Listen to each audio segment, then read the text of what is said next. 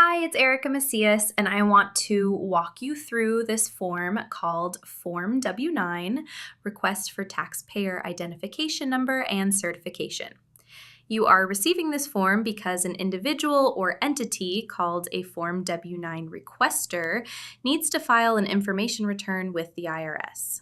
This form is used to collect your correct Taxpayer Identification Number, or TIN, to ensure accurate reporting to the IRS. You should give this completed form to the requester, us, not send it directly to the IRS. Let's go through the sections.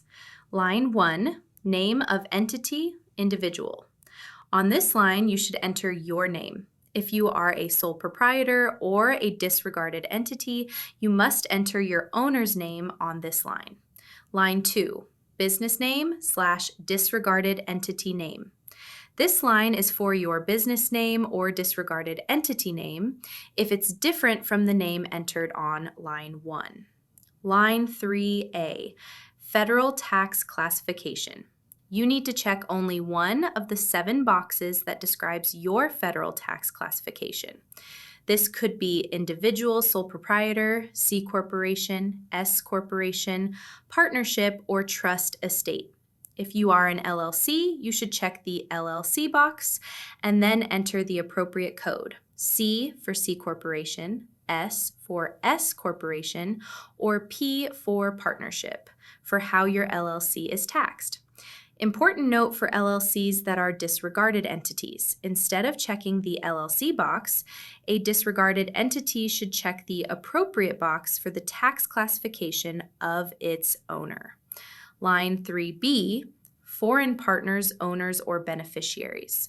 This is a new line on the form. You would check this box only if you checked partnership, trust, estate, or LLC with a P tax classification on line 3A.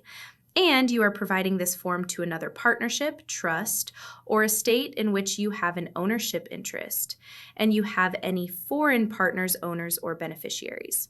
This helps flow through entities like partnerships, gather information about indirect foreign partners for their own reporting requirements, such as potentially needing to complete IRS Schedules K2 and K3.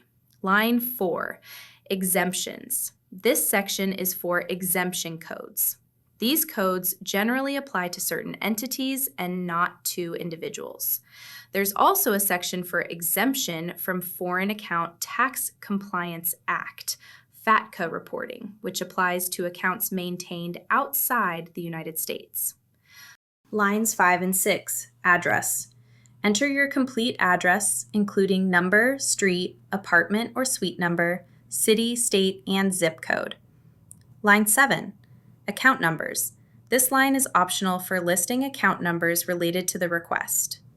Part 1, Taxpayer Identification Number, TIN. This is a critical part where you enter your TIN. The TIN you provide must match the name given on line 1 to avoid backup withholding. For most individuals, your TIN is your Social Security number, SSN. For other entities, it's usually your Employer Identification Number, EIN. If you don't have a TIN yet, the instructions provide guidance on how to get one. Part 2, Certification. By signing this part, you are making several certifications under penalties of perjury. You certify that the TIN you provided is correct, or you are waiting for one to be issued. You are not subject to backup withholding.